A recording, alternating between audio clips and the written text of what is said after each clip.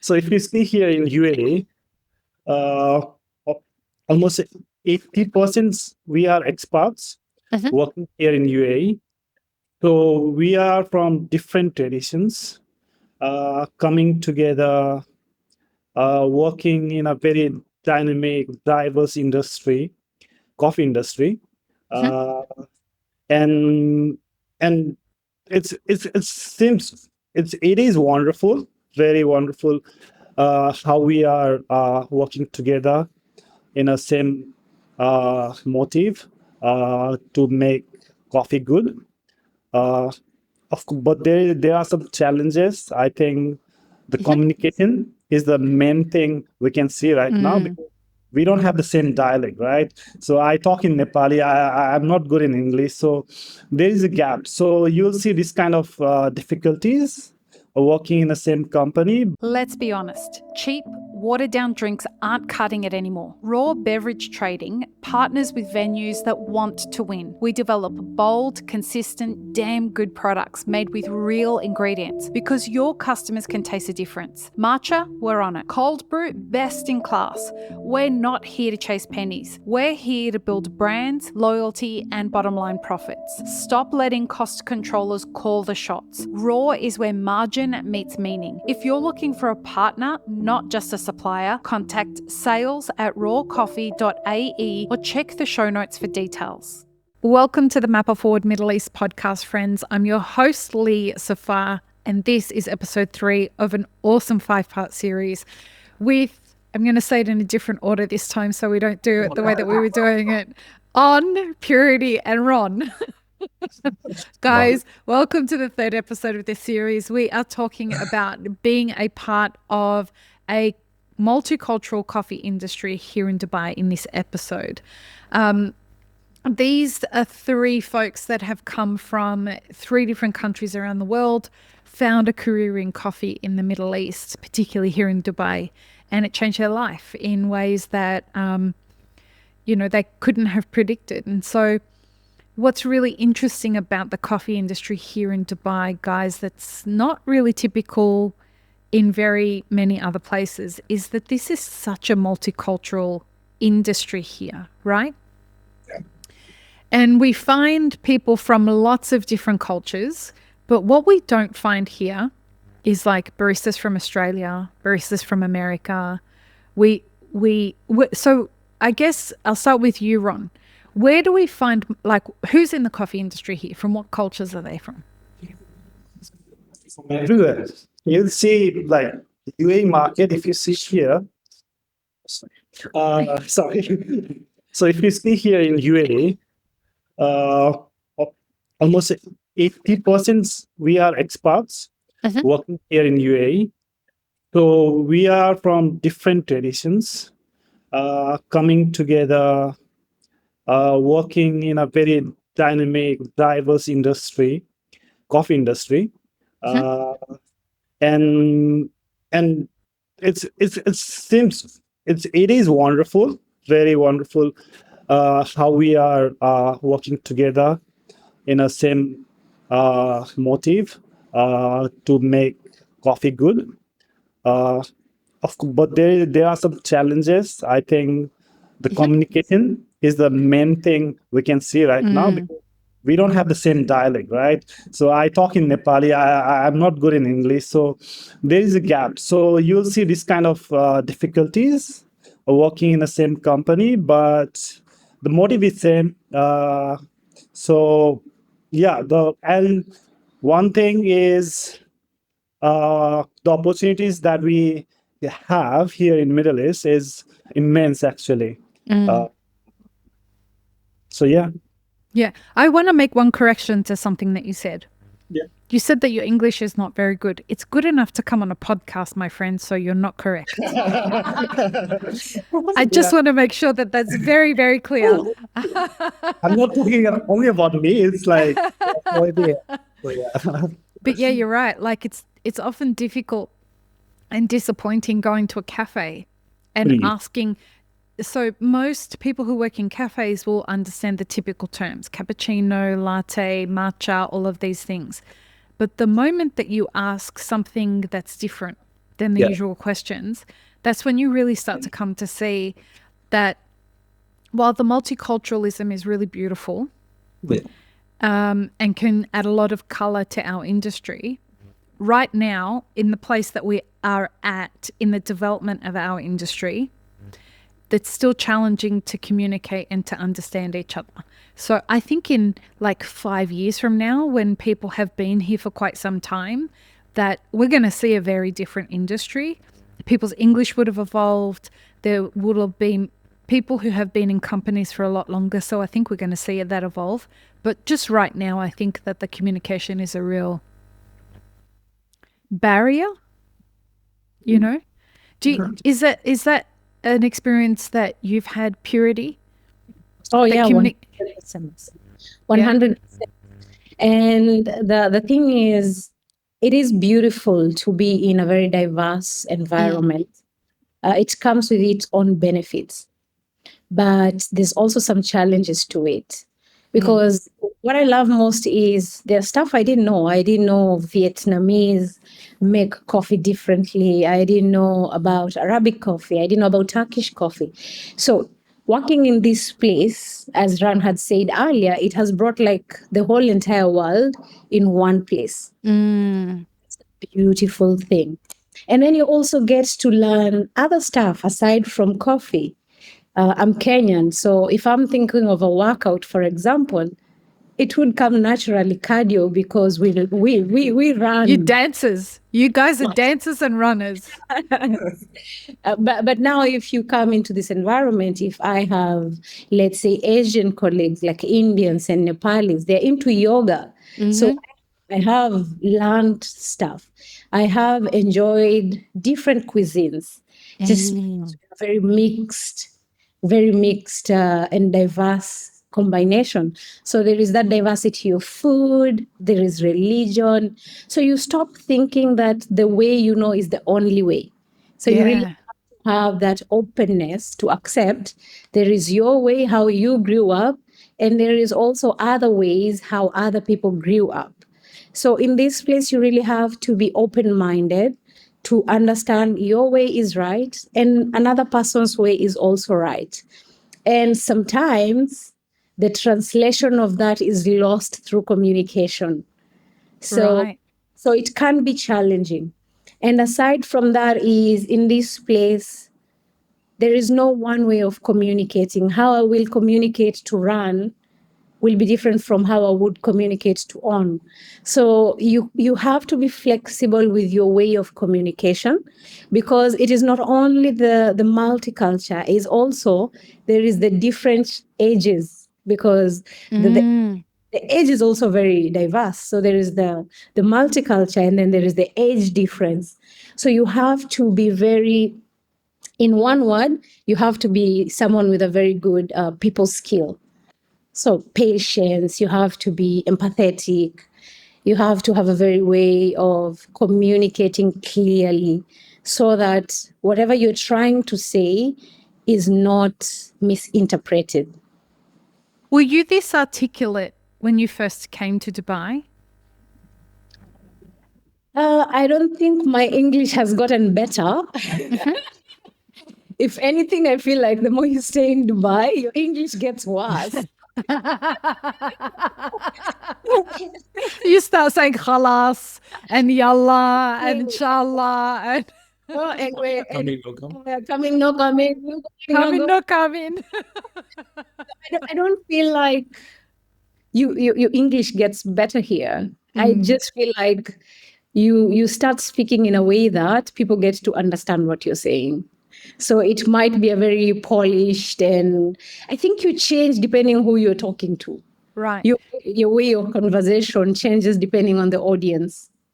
So it sounds like because it's your awareness of the multiculturalism and your empathy for making sure that people understand what you're saying, the responsibility is a lot more on you to make sure that you're understood. Am I correct?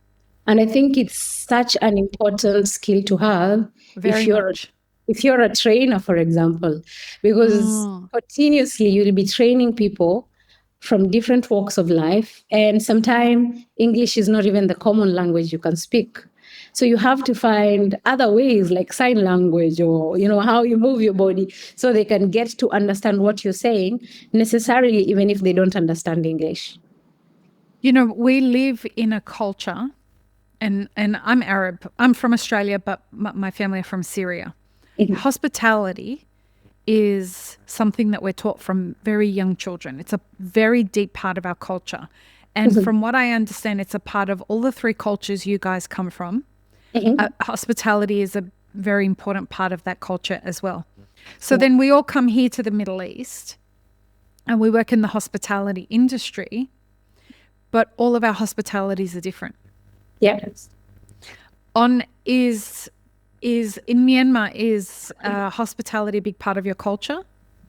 Yeah. Is it the same as Emirati hospitality? Not really, I would say. Yeah. And what was it like having to learn how to adapt to the hospitality that Raw is trying to put out there compared to the hospitality that you have in Myanmar? Okay. So, talking about the hospitality in Myanmar, Yeah. I mean, if you ever get a chance to travel Myanmar, or whoever has traveled in Myanmar, like they're so in love with us, like Myanmar people, the smile and everything, because we were very like down to earth and we love to give, the hospitality is in our blood. Like, I think it's not only Myanmar, most of this, Asian countries as well, I would say. And then when I just like came to Dubai out of nowhere, this happened. And then, I never thought I would have a culture shock. Yeah. Really? I never thought, because even back home in Myanmar, I left home since like 15, 16, because I went to university, which is not from my hometown. Okay. So, but still, like I got to connect like my people, from different places. And then I was like, okay, this is a different country and another stories, another same story. That's what I thought. And then I came here. I had no friends, like literally no friends. I just know Raw and Burj Khalifa. That's it. That's it. Yeah. Came here with a Raw, literally. Yeah. And that time I was And like, Burj Khalifa. That's it. Yeah.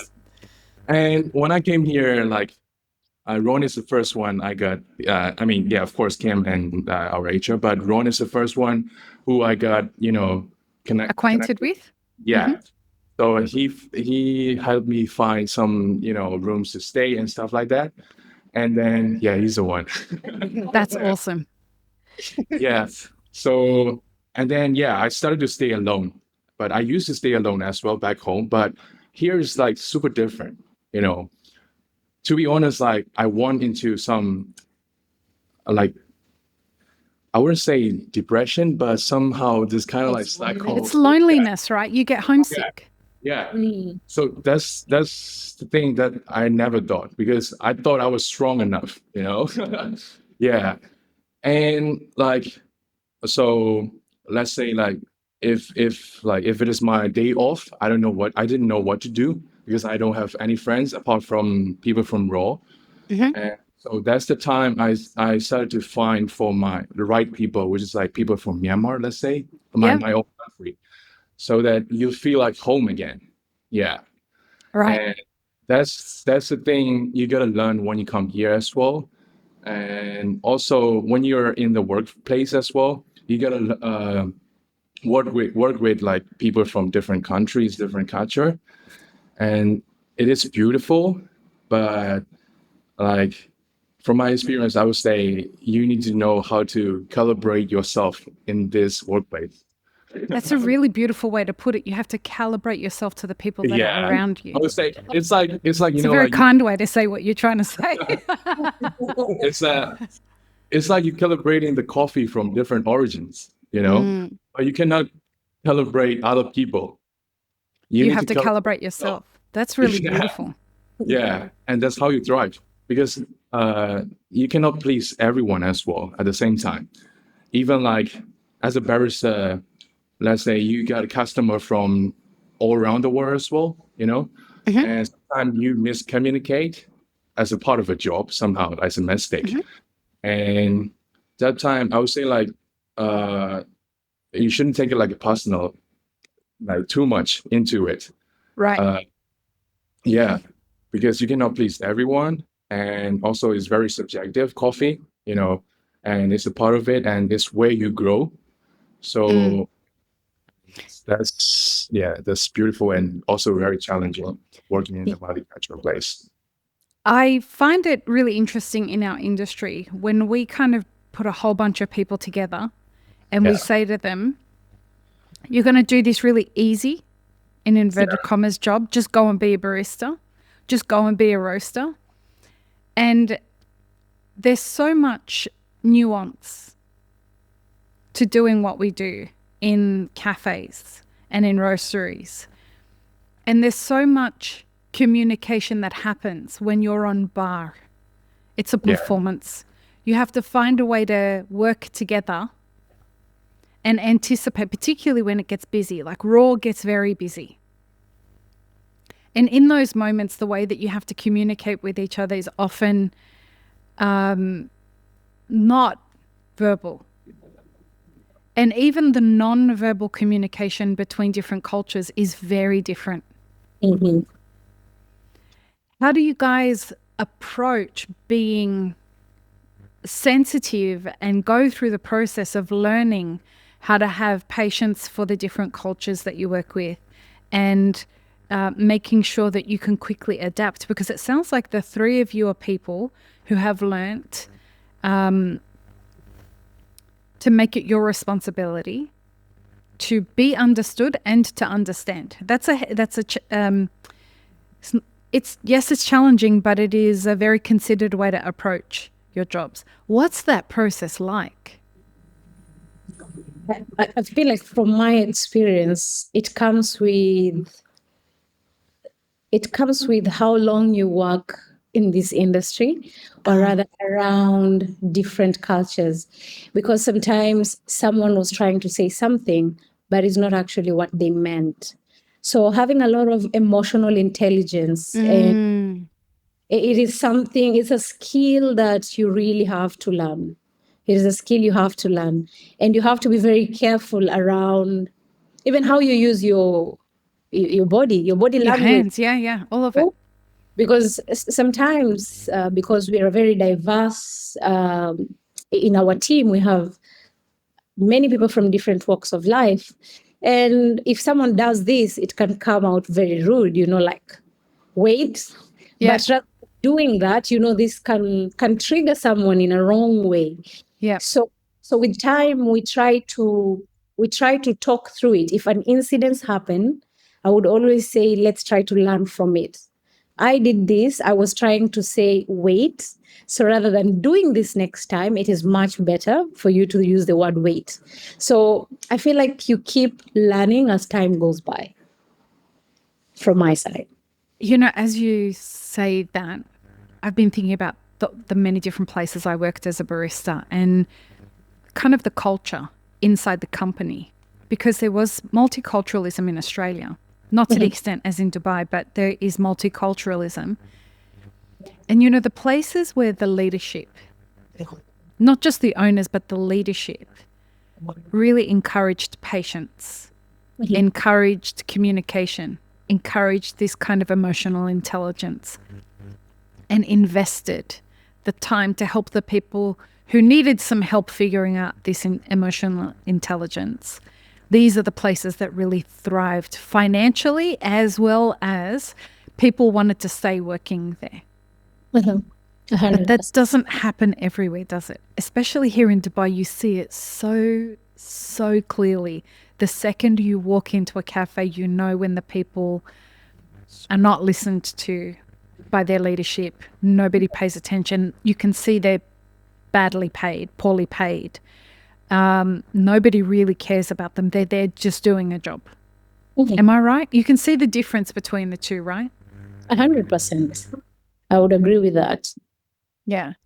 It's just a fascinating thing to think about, that when you work for somebody who actually wants to take care of you in the multiculturalism that you exist in and encourages you to do the same, it turns you into a different professional. Awesome. And Ron, you as somebody who is running a team, Yes, I have a small team here. right? But you manage people, right? Yes. And so are they all the same culture? So we are a team of four. Four, yeah. And then one of the guys is from Cameroon. So yes. So I faced the miscommunication. The communication issue is always with us in our team, and then it's because I spend a lot of time with them, so we have our own language now. Yeah. Nice. So it's like you don't have to talk. You don't have to do the sign language also. Yeah. So just have a look. So we'll understand each other very well. So I don't know. It comes by natural. It's natural. Yeah. Comes by emotions, as we said. So yeah. So you'll make your own language, I would say. Yep. Once you work together for a period of time. Yeah. In the next episode, we're going to talk about something very spicy, folks. We're going to talk about coffee competitions. We're all very excited about this next episode, so join us for that. Peace, love, and peanut butter. Have an amazing rest of your day. This episode is part of a 5-part series produced by Mapper Forward. Check the full playlist and guest details in the show notes, as well as how you can support our work in the coffee industry. Become a premium YouTube subscriber, explore our Patreon and any brands we've partnered with to bring you this podcast. Please don't forget to like, share, and subscribe. It really does help us grow our audience.